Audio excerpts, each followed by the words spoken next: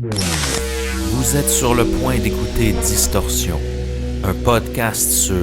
There's many interesting theories, some which suggest that false memories are proof of an alternate universe, sometime between our childhoods and now. So if you have a friend with a conflicting memory, then your friend isn't actually the same friend. Des histoires étranges de l'ère numérique.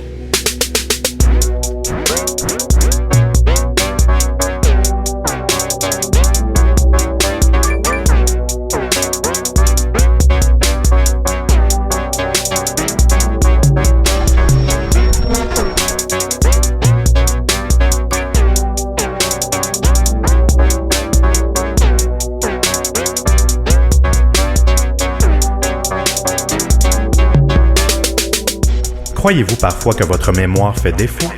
Ne vous en faites pas. Vous êtes peut-être victime de l'effet Mandela. Des milliers d'internautes sont convaincus que nos souvenirs collectifs sont altérés par une réalité parallèle. Dans cet épisode, vous allez vous rendre compte que vous vivez dans un monde complètement distorsionné.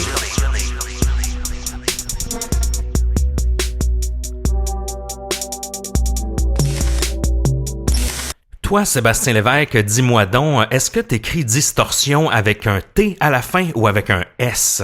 Ben, avec un T, il me semble qu'on l'a toujours écrit comme ça. Non, c'est pas distorsion avec un T, podcast.com, notre nom. Ah ouais? Tu te rappelles pas que c'était avec un S auparavant? Ah, ben non, pas vraiment. Je sais qu'on avait discuté pour l'adapter, là, mais à une version plus française, là, mais non. Je pense que Seb t'a voyagé d'un univers parallèle à un autre, parce que je te confirme aujourd'hui, selon Google, que Distorsion Podcast s'écrit avec un S dans Distorsion. Oh my God! Mais dans quel univers je vis? Dans un univers francophone, très certainement. Ah, c'est pour ça. Mais ne t'en fais pas, je pense que t'es victime de l'effet Mandela, qui sera le sujet de l'épisode de ce soir, puis c'est un gros sujet. Ah oui, vraiment, un cas extrême, je vous le dis, votre vision du monde, de la perception de la réalité va complètement changer. Vous allez vous questionner, vous allez en faire presque de l'insomnie pendant quelques jours, je vous le garantis, à vous interroger, là, c'est certain. Ça, c'est selon ton expérience personnelle, Seb, oui, qui a fait de l'insomnie toute la semaine en se consacrant à l'effet Mandela. C'est une distorsion de la mémoire collective, si on veut. C'est un phénomène qui touche énormément d'internautes. Du moins, Internet a fait en sorte que les gens se sont exprimés sur le sujet. Plein de gens sont convaincus qu'un événement historique, par exemple, a eu lieu, alors que lorsqu'on regarde les faits, méticuleusement, on se rend compte que c'est complètement faux et que ce n'est jamais arrivé. Et il y a des tonnes d'exemples dans la culture populaire, dans des films populaires. Ouais. On croit tous savoir par cœur la réplique de certains films. Et peut-être que ça va être votre cas. Peut-être que vous allez vous rendre compte ce soir que il n'en est rien, que c'est totalement faux. Exactement. Avant de plonger dans notre sujet fascinant, on voulait tout de même vous remercier pour les gens qui nous ont envoyé une tournée de bière. Oui. Cette semaine, particulièrement Louis qui nous offre la bière de cette semaine. Quelle était la bière de cette semaine, mon cher Émile? Écoute, c'est la IXPL des Prairies. C'est une bière de la brasserie artisanale Malstrom de la région de Lanaudière. Dans ce cas-ci, c'est une bière dorée à 6% d'alcool, comme on les aime, avec une touche d'agrumes qui goûte quand même assez les céréales, je dirais. On aime ça, la bière qui goûte la céréale quand même. Et puis, c'est excellent pour ce soir. On va se régaler à cette bière-là, qui nous est offerte par Louis. Donc, merci Louis. Si vous voulez faire comme lui, puis nous offrir une tournée de bière, vous pouvez le faire au distorsionpodcast.com sur l'onglet tournée de bière. Vous encouragez le show et dans les commentaires PayPal, vous pouvez nous suggérer une bière de votre région. Et nous, ça va nous faire plaisir de la boire, évidemment, et de faire connaître cette bière-là à notre grand auditoire international maintenant. Salutations aux gens de l'autre côté de l'Atlantique, que ce soit en France, Belgique, en Suisse. On a énormément de gens qui commencent à nous écrire de ce côté-là, de l'étang. Donc, shout-out à vous, chers cousins. J'en profite pour faire un shout-out à Bernie B, qui nous a fait un review 5 étoiles sur Apple Podcasts.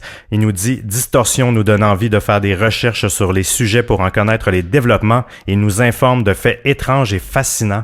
Merci à toi, Bernie B. Yes, shout-out à toi.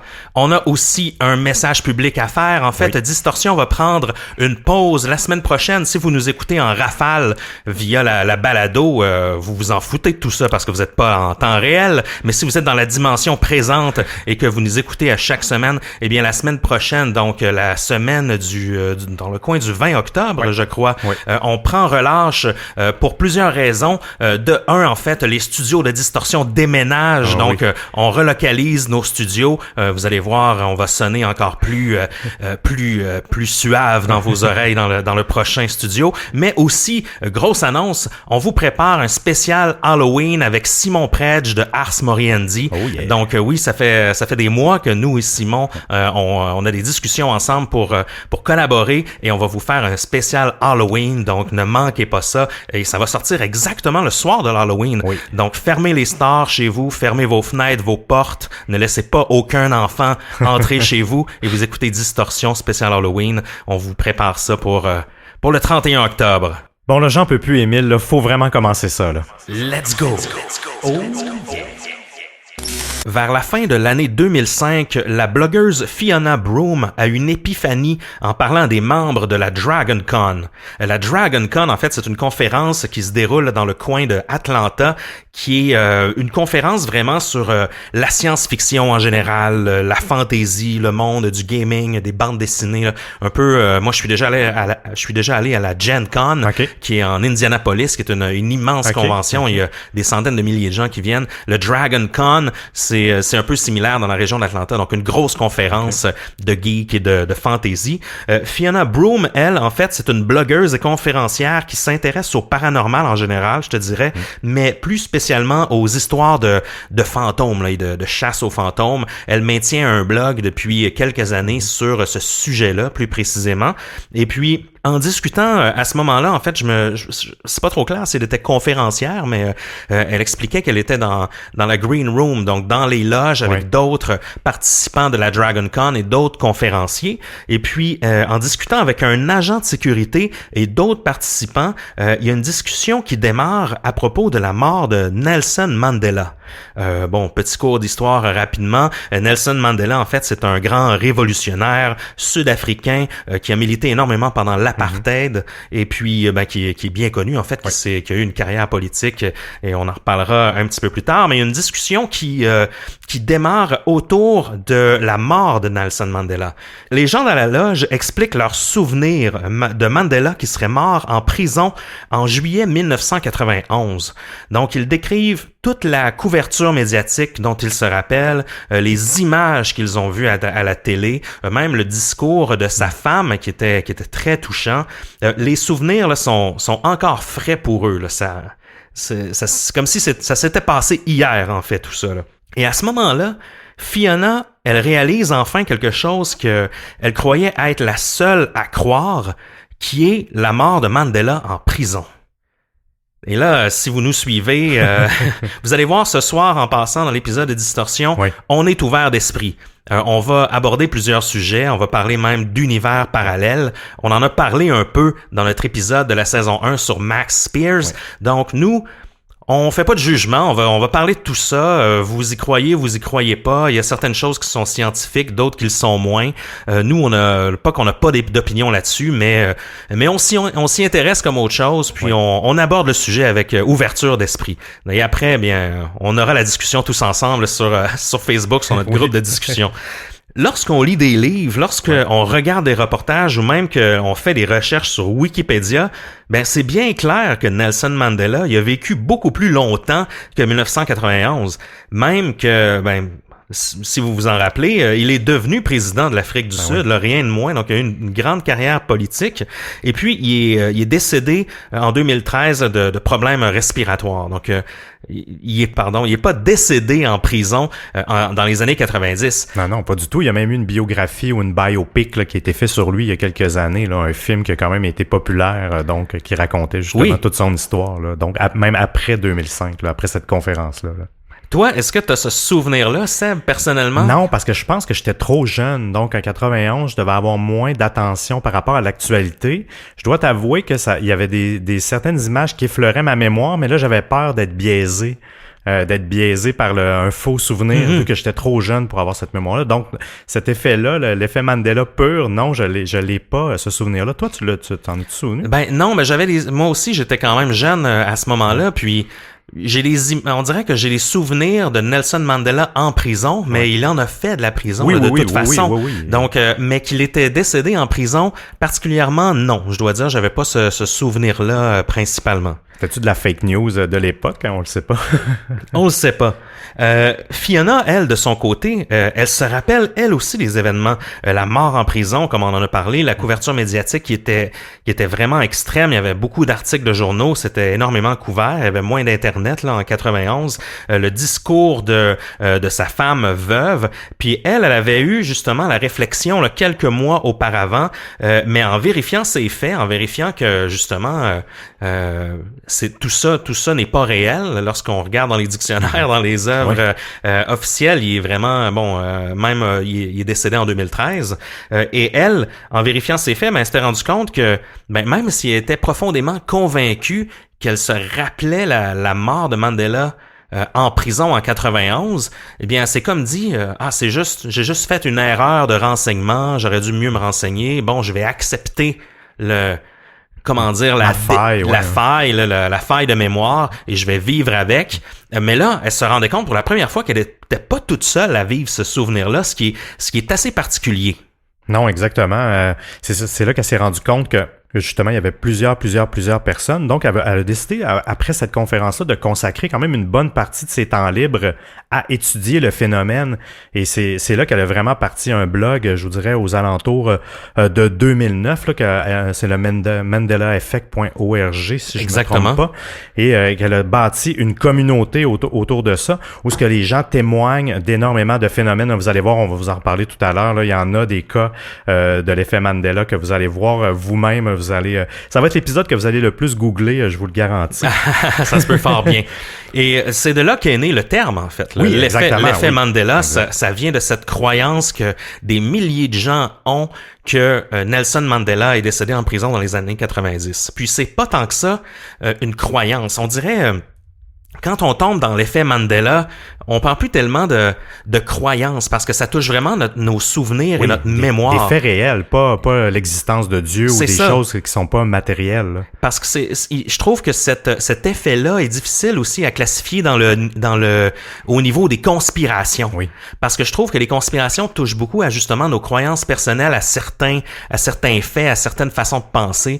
Par exemple, certaines personnes justement vont, par exemple le cas du 11 septembre, qui en est un populaire, comme quoi c'est organisé par le gouvernement. Nous, encore une fois, on ne portera pas de jugement là-dessus, mais on est conscient qu'il y a des milliers, voire des millions de personnes qui croient que c'est organisé. Eh bien, souvent, c'est une croyance que tu as profondément. Dans le cas de l'effet Mandela, c'est plus qu'une croyance, c'est un souvenir que tu as. Donc, ça perturbe ta croyance de ton propre passé. Donc, ce qui est assez différent. Il y a des gens que justement, c'est pour ça que j'ai de la difficulté à le classer au rayon des conspirations, cet effet-là. C'est comme un peu vraiment une distorsion de la réalité. C'est vraiment une distorsion de la réalité. Il n'y a pas de complot, il y a pas... Non, moi non plus, je le classifie même pas comme ça. C'est un fait étrange. En fait, ce nom-là, c'est la mémoire collective. Donc, l'effet Mandela, ça serait supposément la mémoire collective fautive, parce que techniquement, c'est une masse de gens qui ont tort, mais tort selon l'effet de la réalité, mais leur mémoire leur dit que c'est eux qui ont raison, donc leur réalité ce serait la bonne. Oui. Donc c'est là que ça devient vraiment mélangeant. Moi, c'est un peu pour ça que je vous dirais que j'ai fait presque de l'insomnie, ou quand je roule sur la route ou quoi que ce soit, que mon esprit était tellement déchiré à réfléchir parce que là, tu deviens à remettre complètement tout en doute la réalité que tu observes. Est-ce que je suis dans une réalité alternée? Est-ce que je suis dans une autre réalité? Donc ça t'a remis en question. Oui, ça m'a remis effectivement en question. Donc, et je suis pas le seul, là, justement, là, le blog le blog de Mandela Effect nous le prouve, effectivement. Au cours des années qui suivent, le blog de Fiona Broome là, va connaître beaucoup de popularité, de même que l'effet Mandela va devenir un phénomène Internet très populaire. Oui. Parce que, étrangement, ça va vraiment être au début des années 2010 que les gens vont remarquer ces choses-là. Donc, on dirait que soit les genres de problèmes de perception de la mémoire atteignent une génération en particulier, c'est peut-être une théorie intéressante, ou qu'il y a des trucs qui se sont passés au début des années 2010, là, au niveau comment dire, changement d'univers. Oui, univers parallèle et autres. Là, ça se peut que ce soit arrivé. Écoutez, il y a plein de choses étranges qui se passe dans notre monde, très cher Sébastien. Sur l'article original de Fiona, là, lorsqu'elle décrit ce moment-là à la Dragon Con avec les origines de l'effet Mandela, il y a plus de 500 commentaires de gens qui se rappellent la même chose. Par exemple, j'en ai quelques-uns en face de moi ici. Il y a quelqu'un qui dit, et je traduis librement, je ne me rappelle pas exactement de la période exacte, mais je me rappelle mon père et moi-même qui nous regardions les nouvelles qui rapportaient sur la mort de Nelson Mandela. Je me rappelle parce que mon père avait une opinion très tranchée de lui, comme quoi c'était un grand homme, mais un communiste. Bon, donc la personne a vraiment un souvenir très précis qu'elle associe avec une réaction, avec une croyance de son père, une opinion de son père. Un autre commentaire ici nous dit « J'étais à l'école secondaire au milieu des années 90 et je me rappelle en classe que nous avions discuté de la mort de Nelson Mandela dans mon cours de géographie et politique. » Donc la personne se rappelle même que ça lui était arrivé en classe, comme quoi c'est un sujet de discussion. Incroyable. L'autre, je continue... Ma femme et moi, on se souvient d'avoir vu Nelson Mandela mourir à la télévision. En fait, ils se souviennent de la nouvelle, ils se souviennent des funérailles qu'ils ont vues à la télévision et même que la veuve, la femme de Nelson Mandela, a eu des problèmes juridiques. Oui, donc encore une fois, c'est des moments de mémoire qui sont très précis. C'est des souvenirs là, qui sont très précis avec beaucoup de détails. Et il y a 500 commentaires comme ça de gens qui ont le même souvenir de la mort de Nelson Mandela en prison. Donc c'est assez phénoménal comme truc là. Ça touche pas simplement à 2-3 personnes qui ont des problèmes de mémoire. Non, puis il y a pas d'intérêt à créer, tu sais, je veux dire j'ai de la misère à voir comment les gens auraient de l'intérêt à créer une fausse nouvelle inventer ça pour nourrir quoi, tu sais, c'est pas du troll, tu sais, pas des gens qui font du troll sur des forums. Ça crée pas vraiment de dommages. Non, exactement. Donc il y a cet aspect-là que je trouve vraiment intriguant et intéressant, puis tu sais, moi-même, je suis quand même quelqu'un d'assez cartésien, même si j'aime avoir un côté spirituel. Et c'est justement, là, c'est que mon côté cartésien est complètement bouleversé par toutes ces théories-là. Là. Fiona va abandonner son blog presque complètement là, sur les phénomènes paranormaux pour se consacrer entièrement à l'effet Mandela. Le tout va faire boule de neige sur Internet. Il y aura plusieurs multitudes là, de discussions sur Reddit et sur les autres forums. Il y a un board sur Reddit là, qui est le Mandela Effect. Il y a 63 000 abonnés à ce board là sur Reddit. Donc c'est un phénomène qui est très, très particulier. Et qui est nourri de jour en jour encore avec des nouveaux exemples. Et le tout, en fait, ceux qui croient à la mort de Mandela en prison se basent énormément sur certaines preuves. Ces preuves-là, c'est ce qu'on va appeler des résidus temporels. Parce que, vous allez voir, là, on va plonger tranquillement là, dans le sujet un peu plus.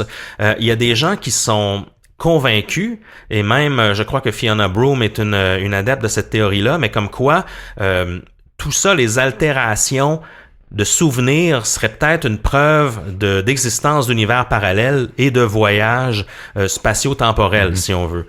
On sait que, bon, on en va en reparler un peu plus tard dans les théories, mais de plus en plus, il y a des études réelles qui se font là-dessus, là. Il y a même, je veux dire, on se rappelle la théorie d'Einstein touche un peu à ça, la théorie de la relativité. Et en ce moment, il y a des études qui se font un peu plus poussées sur la théorie d'Einstein qui pourrait révéler un jour, là, on sait jamais, l'existence de timelines différentes ou d'univers parallèles. Oui, exactement. L'informatique quantique, en fait, qui est extrêmement étudiée et développée actuellement. Il y a beaucoup d'argent qui est mis là-dedans. C'est un peu pour arriver à résoudre des problèmes justement dans des univers parallèles. C'est dans leur théorie là, que l'informatique quantique va permettre de vraiment d'accéder à un univers parallèle grâce à la puissance informatique. tout ça, ce préambule-là, c'est pour vous expliquer que il y aurait des traces qui resteraient d'un univers à l'autre, d'une timeline ou d'une chronologie parallèle à l'autre, et ces preuves-là ou ces traces-là, je dirais plus précisément, on les appelle des résidus. Et un de ceux-là qui appuie l'effet Mandela, qui appuie la théorie de la mort de Mandela en prison, c'est un livre qui s'intitule English Alive, qui a été publié là, dans les années 90, qui a été écrit par Kathleen Yu et Anita Kennett, et il y a une phrase là-dedans qui un peu supporte cette théorie-là. Dans ce livre-là, on écrit c'est un livre vraiment sur sur l'anglais en général et sur la politique et tout ça. Donc c'est pas une fiction là ou un roman. Et la phrase en question, le chaos qui a éclaté au sein des rangs de l'ANC lorsque Nelson Mandela est décédé le 23 juillet 1991 a réduit l'accord de paix Inkatha ANC à néant. Donc c'est une phrase comme ça qui stipule que en raison, et ça, il y a plusieurs personnes qui avaient ce souvenir-là aussi, en raison de la mort de Nelson Mandela en prison, il y a eu des manifestations, il y a eu même des émeutes en Afrique du Sud, et ces émeutes-là auraient causé, auraient bloqué un accord de paix spécifié dans le livre. Donc cette phrase-là, qui resterait, qui serait dans notre univers à nous, dans notre présent à nous, existerait dans un livre. Donc c'est un peu une preuve là, qui supporte cette théorie-là. Il n'y a pas énormément d'autres résidus touchant la théorie de Mandela, de la mort de Mandela en prison. Donc, c'est difficile de comparer, mais c'est une preuve, du moins, c'est quand même un élément qui est assez, moi, qui me confond, là. Ah ben oui, c'est justement là. En fait, ce qui confond, c'est pas d'avoir la perception c'est quand justement tu as une preuve que ta réalité, elle est tout autre que, puis justement là, ça démontre que il y a une vraie trace que c'est pas seulement la mémoire collective qui est fautive. Mais un des phénomènes qui touche les résidus temporels, c'est ce qu'on appelle les flip-flops. Plusieurs personnes font l'expérience de flip-flop, c'est très documenté sur le web, sur les blogs.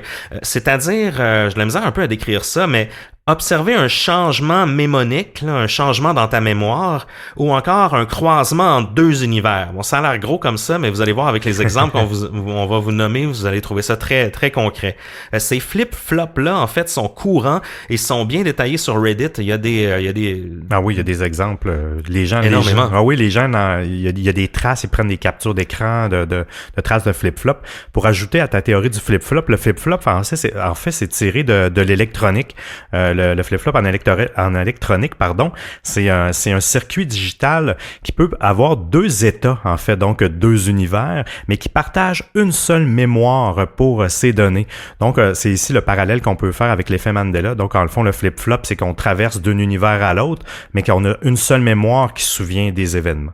En gros, là, vous allez voir, on va vous donner un exemple des pierres à feu. Tiens, les Flintstones. On connaît tous les Flintstones, qui est le nom original. Mais Flintstone, là, est-ce que ça s'écrit avec un T, Flint, ou ça s'écrit Flintstone? Est-ce que c'est Flint ou Flynn?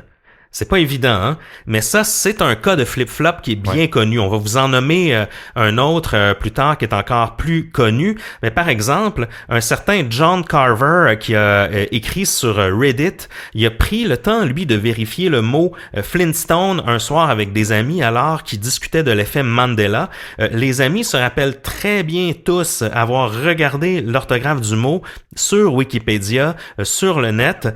Et ce mot-là s'écrivait santé, donc c'était vraiment Flintstone. Et ils ont vérifié, ils se rappellent d'avoir vu ça. Ils ont dit, on va faire l'exemple entre amis. Et quelques jours après, ils ont refait une vérification et ça s'écrit avec un T. Comme si, l'orthographe a pas changé entre-temps. C'est comme si la réalité avait changé. Avait changé.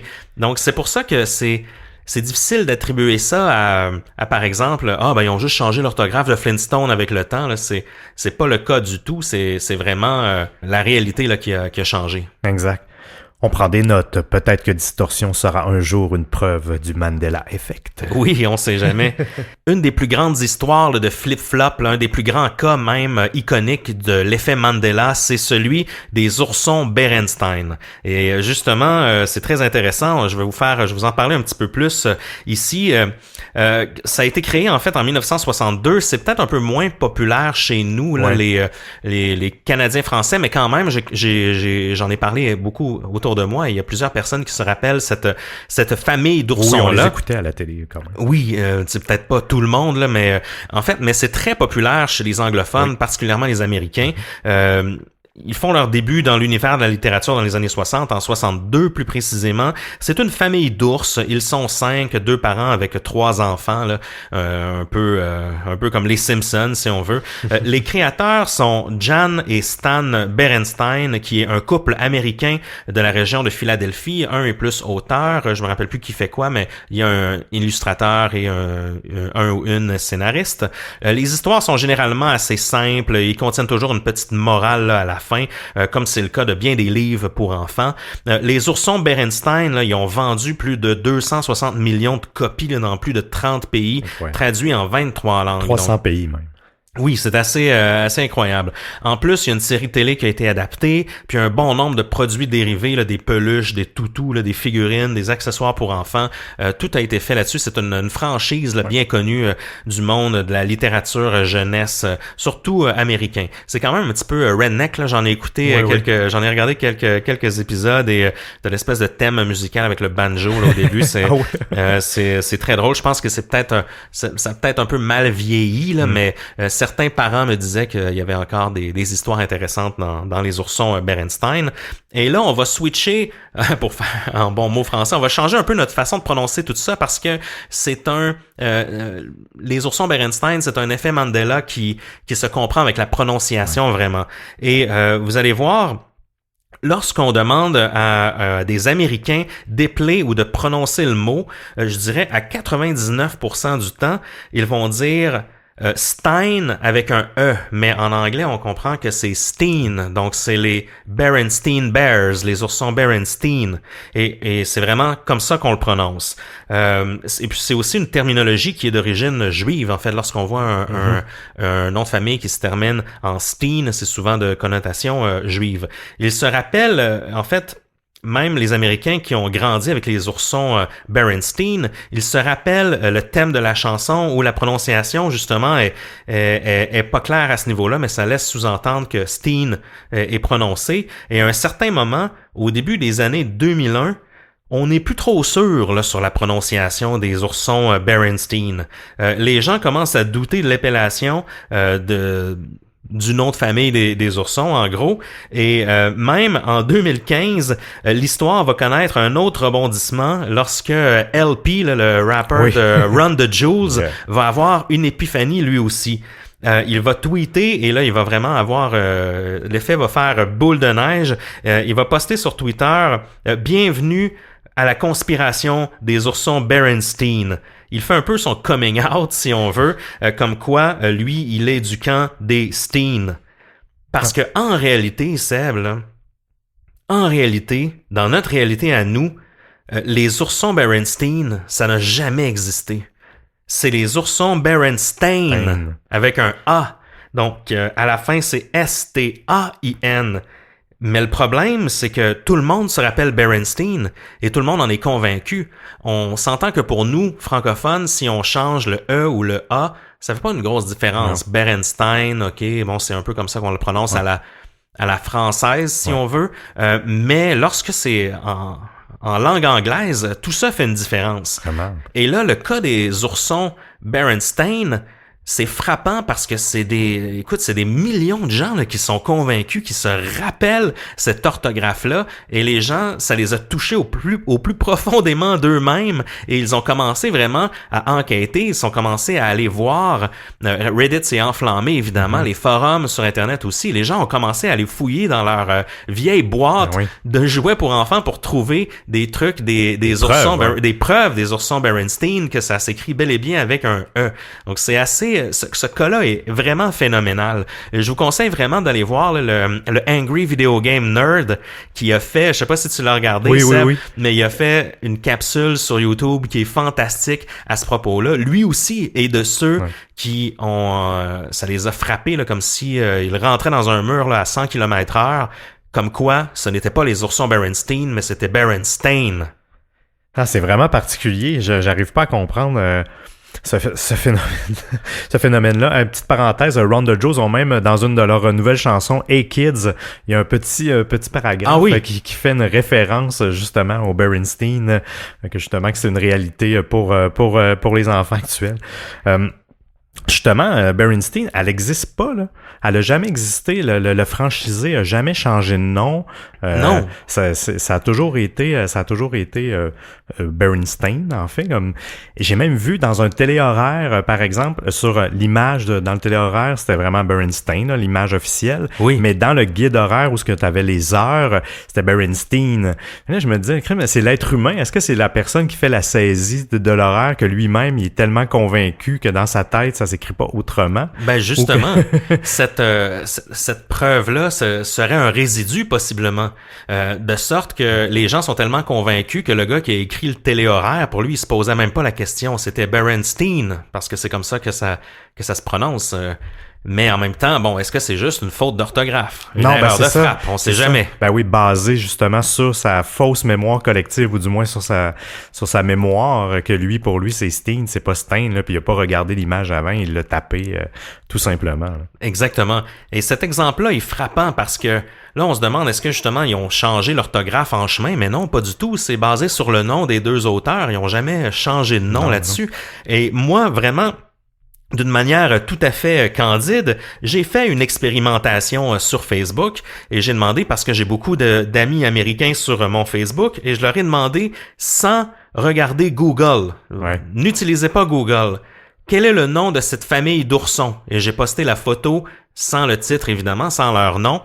Et là, les gens ont commencé, et même il y a des francophones et des Québécois qui ont répondu. Et je te dirais, en fait, j'ai eu 43 répondants, donc qui est un sondage d'après-midi, là, qui est pas si mal.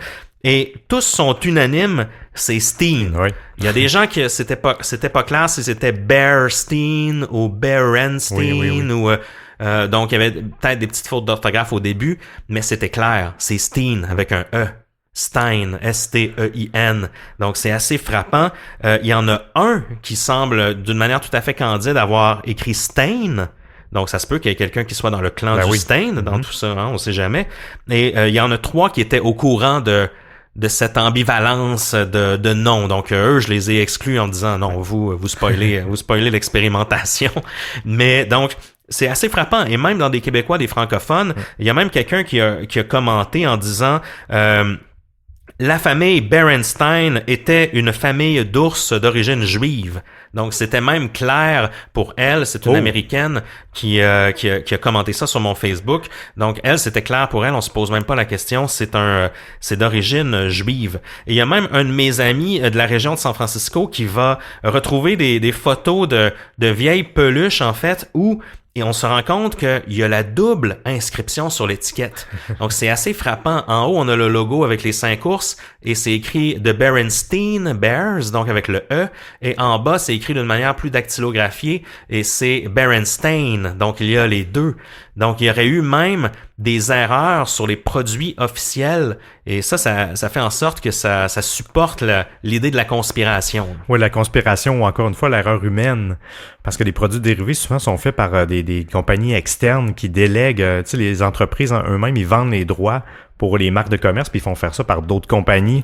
Qu'est-ce qu'il y a encore là? C'est un peu la même erreur que le téléhoraire, tu sais, un employé que lui est convaincu dans ce qu'il y avait à produire, justement, qui était plus dactylographié, c'est quelqu'un d'autre que l'entreprise, que le logo officiel.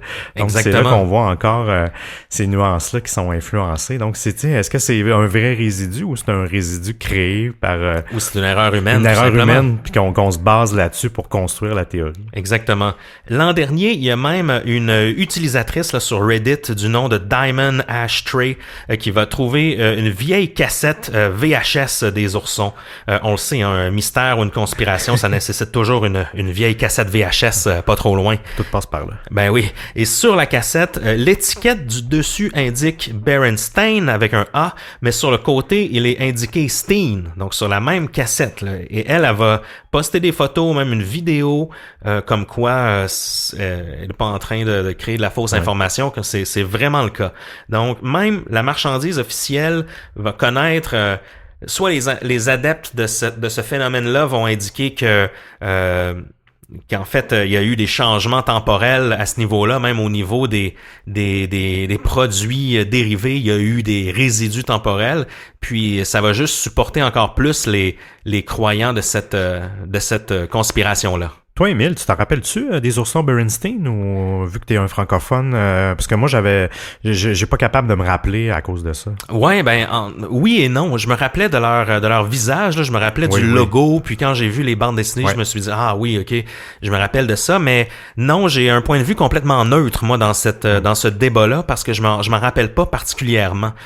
C'était pas quelque chose que mes parents m'avaient acheté là comme produit étant plus jeune, là, comme livre ou comme comme cassette VHS là, donc non, toi est-ce que t'avais non par rapport à ça, non, je me souviens de les avoir écoutés à la télévision, mais sans plus, je me souvenais même pas du nom. Justement, quand t'avais fait ton exercice sur Facebook, j'ai triché parce que j'avais même pas de référence. Ben je me souvenais des oursons, mais là j'étais allé le googler, mais j'ai pas répondu. Bon, t'as triché, t'as biaisé mes résultats. Ouais, mais j'avais aucune référence, mais j'ai pas répondu, donc j'ai rien biaisé.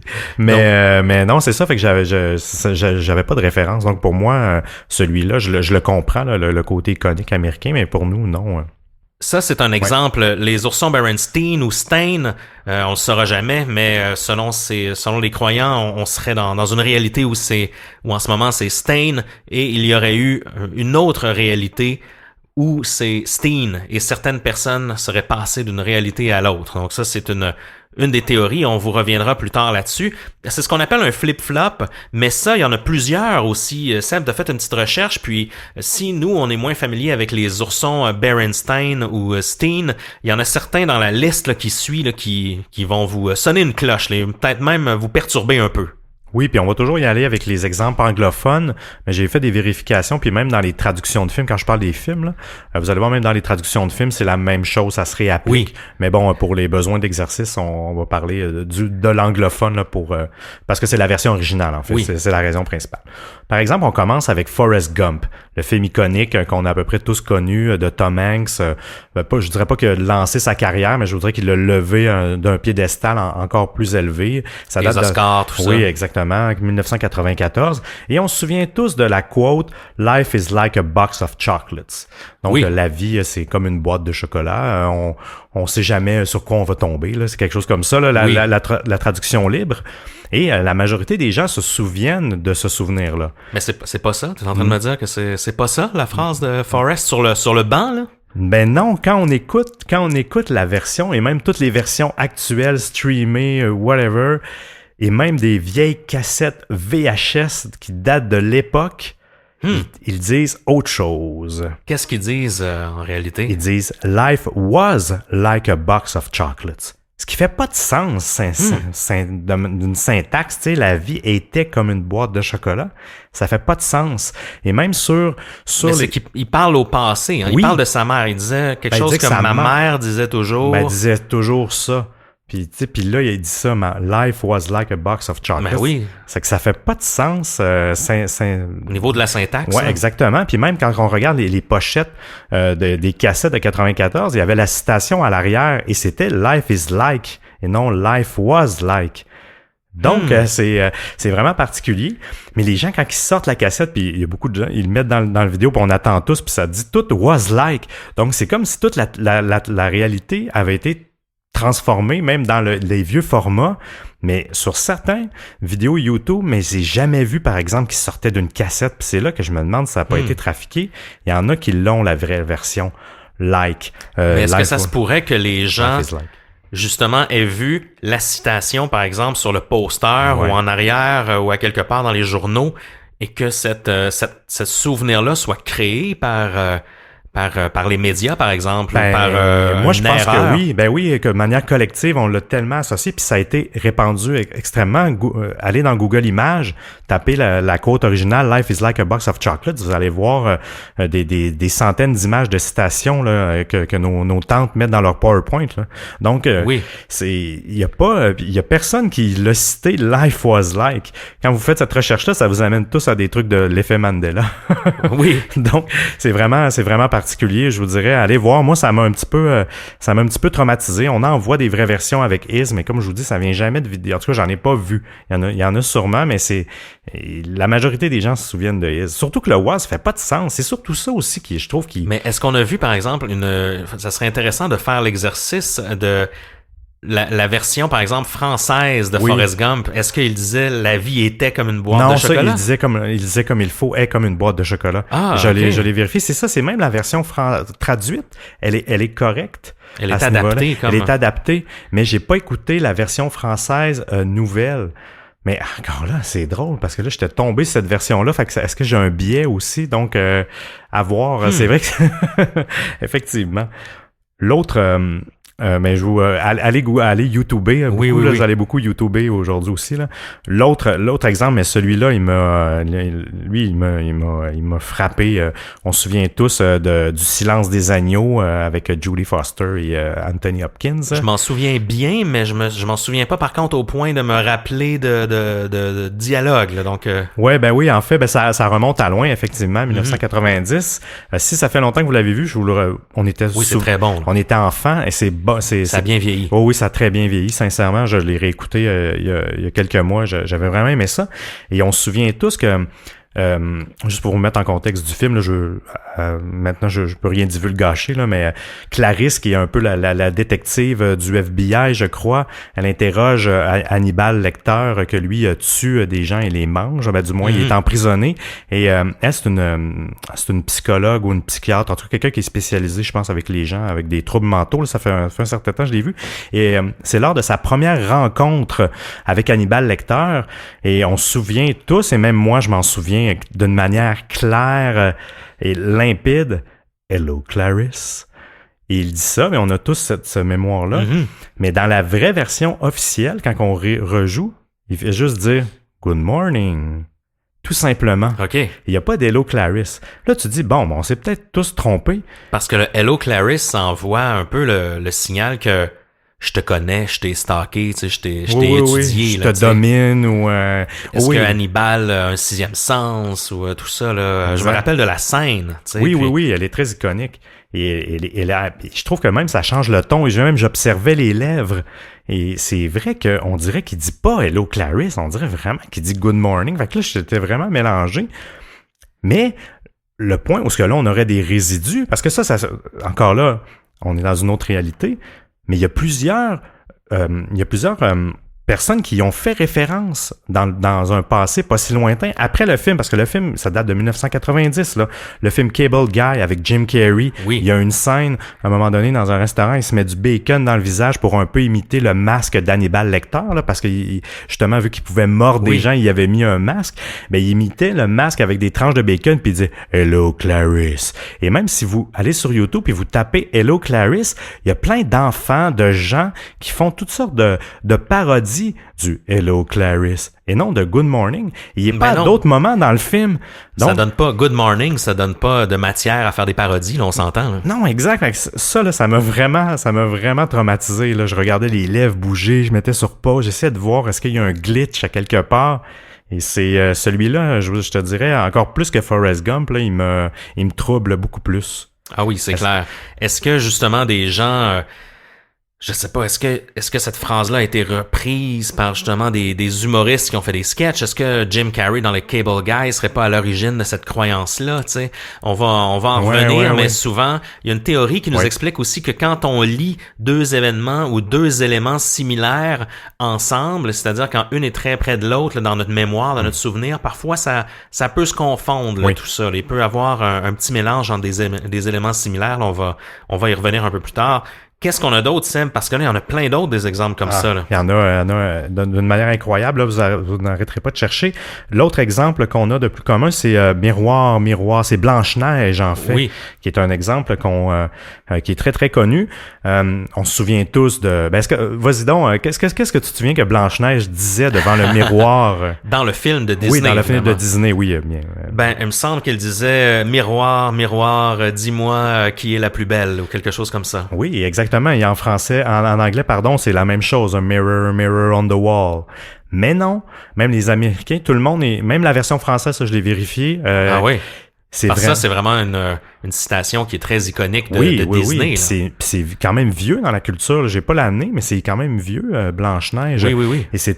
Et il dit pas mirror, mirror, mais il dit magic mirror, miroir magique.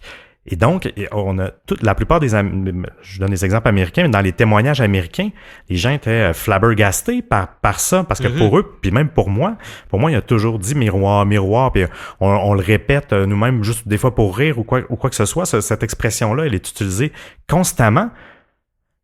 Puis finalement, on est tous floués. Ça serait Magic Mirror. Il me semble miroir magique. Ça encore une fois, ça n'a pas la même... C'est moins poétique. C'est ça. En fait, tous les changements à date là, qu'on remarque, je trouve que les erreurs lexicales, ils enlèvent un peu le ton original du film. On va y revenir. Là, j'ai lu une théorie là-dessus aussi. Par contre, cette théorie de Blanche-Neige, elle touche seulement et ça, c'est un aspect intéressant aussi, c'est que Blanche-Neige, c'est un film de Disney, mais c'est tout d'abord une nouvelle des frères Grimm. Oui, des frères Grimm, exactement, oui. Et dans les textes des frères Grimm, c'est miroir, miroir.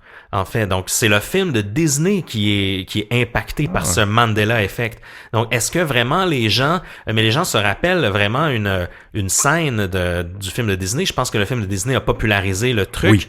Mais c'était dans le texte des frères Grimm, ce serait miroir, miroir apparemment. Ah, je vais vérifier parce que moi j'ai une réédition des frères Grimm chez nous qui est récente, mais j'ai pas pensé ça lors de l'enregistrement, mais je vais vérifier, je vais vous en reparler sur le groupe si le texte, parce que je me souviens. Tu posteras une photo. Oui, parce que je me souviens très bien de lire l'histoire originale de Blanche-Neige. En passant, si vous avez des enfants, achetez l'histoire originale des frères Grimm.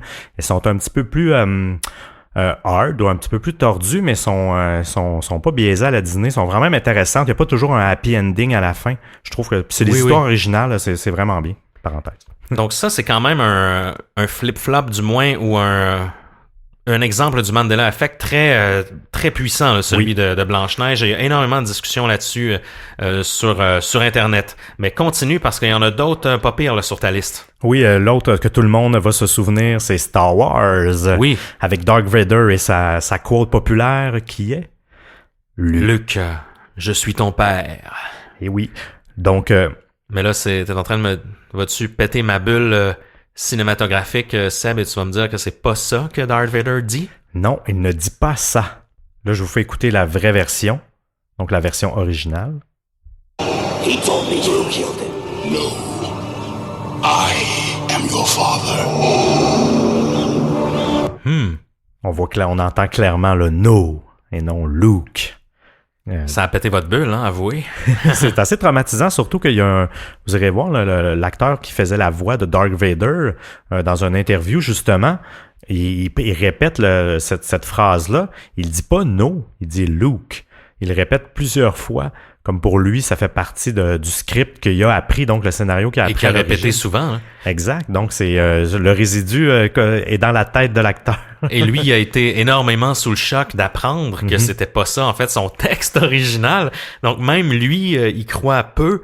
En fait, au niveau de la syntaxe et tout ça, encore une fois, c'est moins punché comme phrase, là. Et on s'entend qu'il y aurait moins de gens qui auraient repris cette phrase-là, parce que ça a été repris dans des sketchs, ça a été repris dans des parodies une tonne de fois, là, tu sais. Exactement. C'est un peu comme toutes les autres, là. C'est vraiment quelque chose qui est utilisé dans le collectif depuis des années. Puis là, finalement, je sais même pas à quel moment on a décidé, ou que là, on se rend compte que les versions qu'on a sont pas selon notre réalité. Moi, je me demande tout le temps quand est-ce que ce changement-là se passe. Est-ce que c'est quand on dort? Qu'est-ce qui alterne? À quel moment que la réalité s'alterne comme ça? Oui. Qu'on découvre vraiment le changement? Ça, c'est vraiment inexpliqué. Un autre qui qui est vraiment très... Lui, il m'a frappé parce que plus jeune, j'étais un grand fan de cette série-là. C'est la série Sex in the City. Ouais. avec je me souviens plus des noms des actrices, là, j'ai un blanc de mémoire, mais peu importe, qui était quand même extrêmement populaire. Oui. Mais la série, la plupart des gens, on dit tous Sex in the City, mais la version originale, c'est Sex and the City. Oui. Donc, le sexe et la ville, encore une fois, quelque chose qui fait aucun sens dans un sens. Ça n'a pas rapport. Ça change complètement la dynamique même de l'émission, je trouve, le sexe et la ville. Et celui-là, il a été énormément controversé, justement, parce que il y a des gens qui ont trouvé une tonne de produits dérivés qui ont été faits, où c'est des trucs officiels qui étaient vendus, et c'est Sex in the City, encore une fois.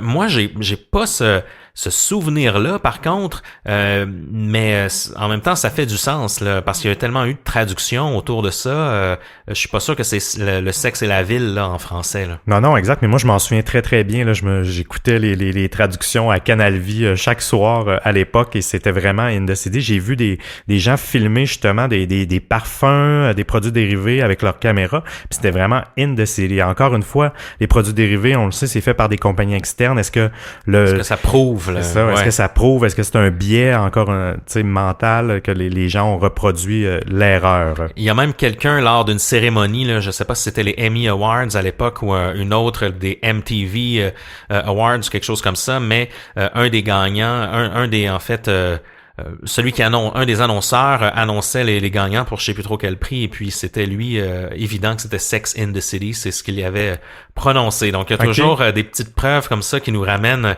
l'ambiguïté de la chose.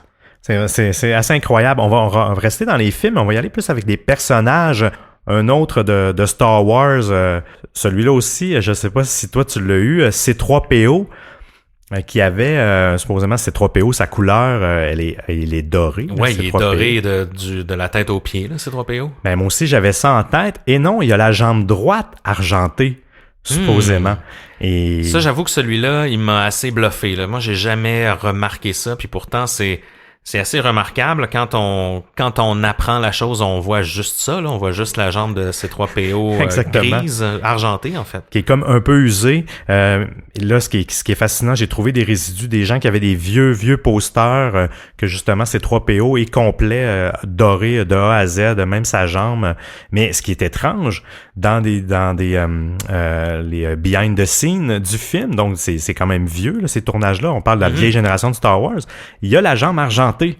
Donc, sur certains posters, non, mais dans les footages, oui.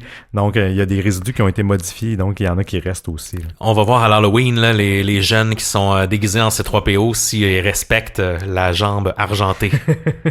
L'autre cas un peu qui m'a fasciné, c'est le Monopoly. Le personnage du Monopoly qui a un monocle.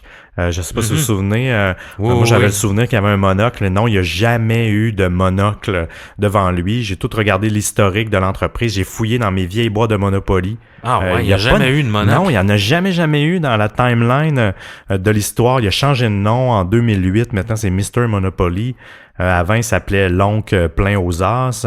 Et il n'y a jamais eu. Il y a une des versions, je pense, de 1940-60. Je trouvais que la forme de son œil ressemblait à un monocle. Je me suis demandé si c'était pas ça qui nous amenait vers un biais. Il fait un peu, tu sais, il tient son chapeau avec la pointe des doigts. Ça fait une forme ronde près de son œil. Peut-être qu'il y a une association qui se fait, là. Moi, j'avais l'impression que celui-là, c'était un peu ça. Puis c'est ça qui est drôle, c'est quand tu te mets à fouiller, puis tu cherches dans tes vieilles affaires, t'as tellement espoir de trouver le glitch dans tes choses. Et le Monopoly, j'étais vraiment déçu. J'ai 1000 versions, puis j'en avais aucune qui avait le Mandela Effect.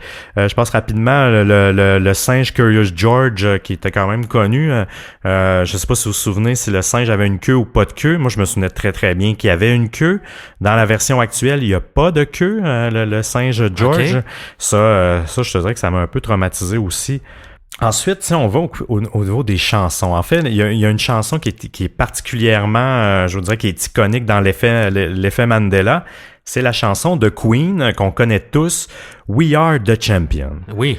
Et selon vous, quand vous la chantez, elle se conclut comment, la chanson? Est-ce qu'il y a une petite phrase qu'il dit à la fin? Ben, il dit Because we are the champions of the world. Of the world. Puis on l'entend tous. Dans la chanson originale, il n'y a pas de Of the World. Du tout. Donc, ils chantent jamais ça. Par contre, quand on fouille un petit peu, il y a certaines versions live que Freddie Mercury le chante, l'ajoute, je veux dire, Of the World. Et c'est là que ça devient un peu particulier parce que même dans les vieilles archives, des gens qui ont fouillé, il ne le dit plus live. Oui. Il ne le dit pas tout le temps. Donc, c'est comme si, encore une fois, il y avait un certain résidu qui était là. Et juste pour vous démontrer... Ça bluffe. Moi, ça m'a bluffé, ça, vraiment. Quand j'ai vu, là, quand j'ai entendu, après, j'étais là, ben voyons donc, toi, il dit pas Of the World, mais là, après, tu vois qu'il le dit pas. OK, ouais, mais... Oui, non, c'est ça. Ben oui, parce que tu me l'avais demandé comme question. Oui, je t'avais testé là-dessus. Ben oui, qu'est-ce qu'il dit? Puis je t'avais dit Of the World, tu sais. Ben oui. Puis là, tu me dis, il dit pas pantoute. Puis j'ai commencé à faire les recherches. Oh, mon Dieu, c'est complètement fou. Et même, il y a eu un exemple assez intéressant de ça. Il y a souvent des carpool karaoke qui se font aux États-Unis, puis ils mettent ça sur YouTube. C'est quand même les le célébrités. Oui, exact. Et Gwen Stefani est dans un karaoke avec George Clooney et Julia Roberts. Bon, on le sait, un karaoke, ils chantent une chanson. Et bien sûr, ils ont la chanson The Queen. On vous met un petit extrait de Gwen Stefani et de porter attention à George Clooney là, qui va parler.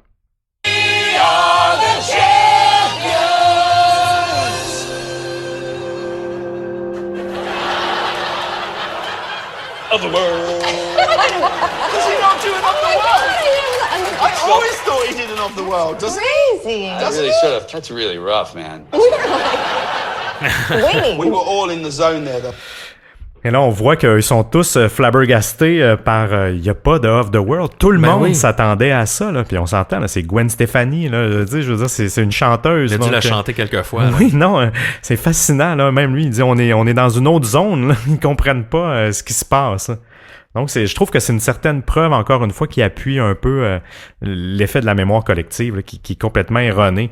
Il y a vraiment toutes sortes d'effets Mandela sur toutes sortes de marques. Là, je vous laisserai la liberté d'aller fouiller par vous-même. On va vous en envoyer aussi sur le groupe. Là. Vous allez voir, il y a Ford, Volkswagen. Des logos, des dictons de marques, des choses comme ça. Des céréales, il y a toutes sortes. Même des événements qui se sont passés dans l'histoire. Là, on a parlé de la mort de Mandela, mais il y a l'assassinat de JFK, il y a les grandes pyramides. Oui. Il y a des gens qui parlent que la carte mondiale a été modifiée.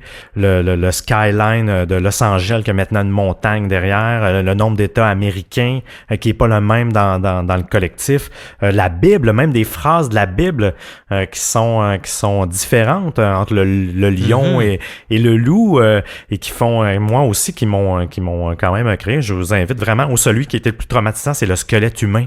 La version de squelette qui aurait été modifiée dans notre univers, celui-là, il demande quand même un peu plus de recherche, mais vous allez voir, il fait à la limite un petit peu peur. Merci de ces exemples en vrac, Seb. On va vous poster les liens là, dans le groupe de discussion. Ouais. Vous irez faire votre propre enquête. Il y en a plein, moi aussi, que vraiment j'étais vraiment surpris de constater. C'est un peu péter ma bulle, là, si on veut. Et puis, je pense qu'on a montré beaucoup d'exemples de ce que c'est le Mandela Effect, en fait, des certitudes qui sont bouleversées lorsqu'on regarde les faits véritables. Et il y a plusieurs théories qui peuvent expliquer ça. Évidemment, il y a la théorie de la mémoire collective fautive, qui est une théorie intéressante, qui est plus cartésienne, je dirais, plus adaptée à ce qu'on connaît de la psychologie et tout ça. Mais par contre, si on va un peu plus loin, on reviendra du côté de la mémoire collective. Il y a toute une théorie au niveau des univers parallèles. On en a parlé un petit peu, mais cette théorie-là va quand même un peu loin. Dans le fond, les univers parallèles, c'est des mondes multiples. Donc, dans le fond, on aurait plusieurs lignes de temps qui existent. Comme par exemple pour le Bernstein, il y aurait un univers que justement ça s'écrit avec le E et l'autre ça s'écrirait avec le A. Mais certaines personnes font comme le saut entre les dimensions, ce qui fait un genre d'interlacement, là, si on veut. Là, il y a un mélange qui se crée parce que moi aussi c'est un peu ce qui m'intrigue. Pourquoi que nous on est conscient des deux? On est-tu comme mélangé dans l'univers? Y a-t-il un univers qui a pas de doute par rapport à ça? Oui, donc, exactement. C'est un peu ça la théorie des univers parallèles. Il y a le Centre européen de recherche nucléaire à Genève, le CERN. Oui, le fameux CERN là, qui est quand même reconnu pour faire des expérimentations qui mélangent un peu là, la science et la science-fiction. Là. Non, qui nous amène vers ça, qu'eux ont un accélérateur de particules qui coûterait des milliards, puis qui font des expérimentations secrètes sur la physique quantique et autres, qui pourraient avoir une influence là-dessus. Justement, pour les univers parallèles, dans notre saison 1, notre épisode sur Max Pierce, on en glisse aussi un mot sur ses théories à lui, qui était quand même un fervent, sans mentionner le Mandela Effect, mais qui était quand même un défenseur, du moins, ou un théoricien des univers parallèles. Et au CERN, on sait qu'il se passe des choses des fois un petit peu étranges. Là, il y a des auditeurs qui nous ont suggéré aussi des épisodes sur des trucs qui se seraient déroulés au CERN, qui sortiraient de l'ordinaire, mettons. Mais ils vont faire, par exemple, des recherches sur des trous noirs et sur des brèches dans l'espace-temps. Ils indiquent même là, dans certains documents de recherche que leurs expérimentations pourraient avoir des impacts sur la littérature et les personnages de romans du passé. Donc, grâce à justement aux recherches qu'ils font, justement, les trous noirs pourraient évidemment nous faire voyager entre différents espaces-temps. Il y a certains principes de physique quantique, comme tu le mentionnais, qui repoussent les limites là, du voyage spatio-temporel. Et ça serait pas surprenant, en fait, que ça vienne de là s'il y a des perturbations qui se font à quelque part dans le monde. Écoutez, le CERN pourrait être un bon endroit où commencer à enquêter. Mais une des théories, un des drôles de faits là, qui nous porte à croire que le CERN serait impliqué là-dedans, c'est entre autres une drôle de vidéo promotionnelle qui a été publiée où on voit un technicien du CERN, un homme barbu là, à son bureau, qui est un gros bordel, qui se balance avec sa chaise. En fait, il y a deux genres de pancartes là, ou de cartons posés sur lui. Il y en a un un peu plus haut là, au niveau de sa poitrine où c'est inscrit Bond 1, Bond comme James Bond, 1 comme le chiffre 1. Et sur le deuxième panneau du dessous, en fait, c'est inscrit Mandela. Et Bond 1, si on regarde qui était James Bond 1, le premier James Bond, eh bien, c'est Barry Nelson qui l'incarnait. Donc, et en dessous, c'est Mandela. Donc, Nelson Mandela. Donc, avec ce genre de vidéo-là, ça a un peu allumé là, Internet, comme quoi le CERN serait peut-être impliqué dans des recherches là-dessus.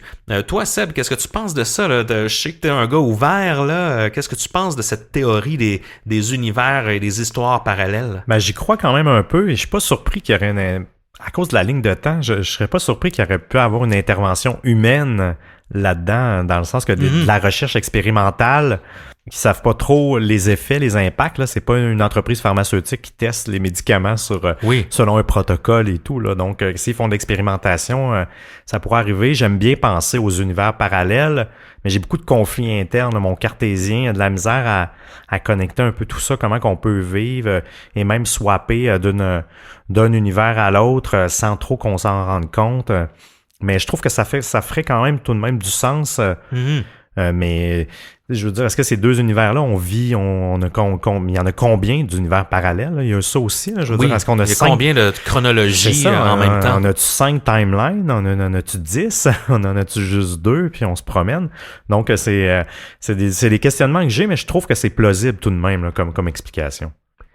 Et toi, Émile, qu'est-ce que t'en penses des théories comme ça? Ben moi aussi, je suis ouvert sur les mondes parallèles. J'ai l'impression que la science là, se dirige vers là. On a vu, par exemple, Elon Musk s'exprimer là-dessus là, au cours des dernières années. Justement, le CERN qui font des recherches sur les trous noirs, sur l'accélération de particules et tout ça. Il y a des choses qui se passent au niveau scientifique qui vont peut-être nous apprendre plus tard qu'il y a différentes chronologies qui peuvent être synchronisées ou désynchronisé. Dans le cas de l'effet Mandela, c'est difficile à dire. En fait, moi, je pense que je penche un peu plus vers la théorie de la mémoire collective fautive, donc qui fait défaut.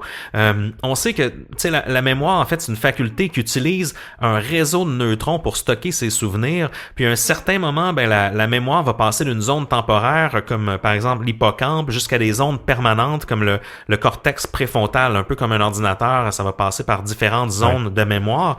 Puis il est pas rare que ce réseau-là là, de neurones va associer justement deux souvenirs aux deux éléments qui sont très près de l'autre, très associés l'un à l'autre ensemble et qui vont mélanger tout ça. Justement, c'est drôle, mais au niveau des oursons Berenstein avec Albert Einstein, c'est un peu, c'est des noms similaires. Au niveau francophone, quand on prononce les oursons Berenstein, ça se peut qu'on ait fait l'association avec Albert Einstein, où on retrouve les mêmes syllabes. C'est deux mots qui sont très près l'un de l'autre. Je discutais avec une auditrice de ça, shout-out Myriam, de cette théorie-là. Et c'est un exemple un peu comment justement le cerveau peut associer deux objets, deux éléments similaires, même deux souvenirs similaires, et créer un peu de confusion.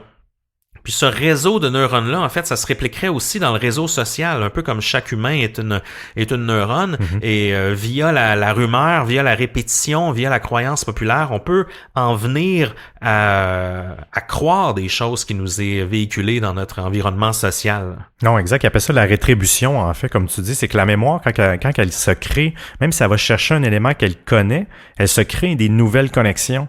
Donc, un peu comme tu expliquais, c'est à ce moment-là, quand elle recrée une nouvelle collection sur un souvenir passé, que là, elle ajoute des éléments qui peuvent venir d'un peu partout, parce que ça crée des nouvelles connexions et ça crée une nouvelle mémoire. Donc, elle réattribue son souvenir, puis il devient autre chose. Donc, parce que moi aussi, je penche un peu vers ça, parce que les univers parallèles, là, même si on a beaucoup de recherches, c'est un peu mystique, là. C'est cosmique, et même si j'aime y croire, je crois quand même que l'humain peut avoir des failles au niveau de son cerveau aussi, là. Puis ça amène tout ça, là, en faisant la recherche, je le vois on est capable de construire beaucoup sur une théorie, là.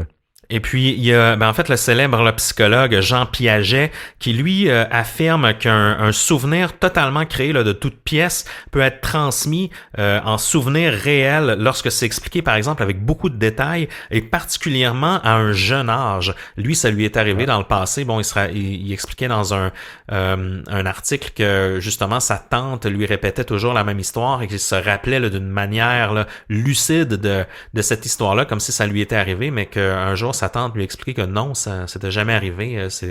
C'était une histoire fictive qu'elle lui racontait. Et souvent, ces exemples-là, on dirait que c'est des exemples qui sont souvent tirés de notre enfance. Oui. Vous savez, les premiers Star Wars, les oursons Berenstein, certaines marques, Cendrillon. Forrest Gump, on n'était pas très vieux. Oui, exactement. Donc, il y a peut-être un petit facteur là, comme quoi le fait que tout ça soit arrivé concerne des objets un peu de notre enfance, des produits culturels de notre enfance. C'est pas le cas de Nelson Mandela, là. Il y a des exceptions à ça, mais j'ai l'impression que je penche plus vers ce défaut là, de mémoire collective. Mais j'avoue que c'est assez passionnant quand on se plonge là-dedans. Moi, je pensais pas que au début, quelqu'un m'avait sorti l'exemple des oursons Berenstein et je savais pas que j'allais me retrouver dans un monde d'univers parallèle. Non, moi non plus, j'ai eu la même. Puis quand vous allez, j'ai écouté toutes sortes de vidéos. Il y a des gens très cosmiques qui ont vécu toutes sortes d'expériences. Puis c'est là que tu deviens un peu à... Ben c'est ça, tu sais, moi aussi je crois à la mémoire collective, je crois vraiment à la mémoire collective fautive, mais en même temps, quand tu vois des vrais témoignages, des vrais résidus, il y a certaines traces que c'est là que je trouve qu'il y a un glitch dans la matrice. Là, souvent, quand on fait des recherches, ils parlent souvent du glitch dans la matrice, en fait. Oui. Fait beaucoup de références au film, là, veux pas, qui était, je dirais, une première ouverture au monde sur qu'on vivait peut-être dans un univers parallèle créé par des ordinateurs. Et cette théorie-là revient quand même aujourd'hui.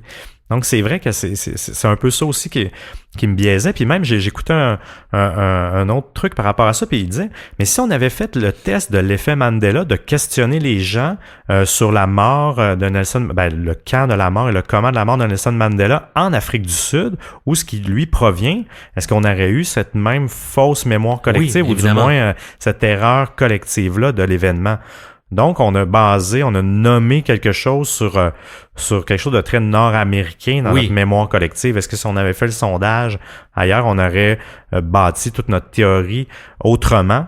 Ça aurait été l'effet Berenstein, justement. T'sais. Oui, exactement. Donc, c'est parce que justement, il y aurait eu un changement dans la réalité. C'est un peu comme le butterfly effect, un coup de papillon. Effectivement. Parce qu'il y avait ça aussi, parce que moi, j'aimais bien m'amuser aussi de penser qu'il y a des gens qui voyageaient dans le temps, là, un peu comme John Titor, qui nous a été suggéré comme épisode, qui sera un personnage qui revient dans le temps. différent et les gens qui modifieraient certaines choses un peu partout, plusieurs personnes qui amèneraient une nouvelle réalité, mais encore là, pourquoi qu'on vit dans une réalité altérée et qu'on est conscient de notre vieille réalité? Donc, c'est assez mélangeant, puis vous allez voir, vous en allez avoir pour des heures de recherche sans vous lasser, sincèrement. C'est un sujet fascinant. J'ai pas terminé de fouiller là-dessus, c'est certain.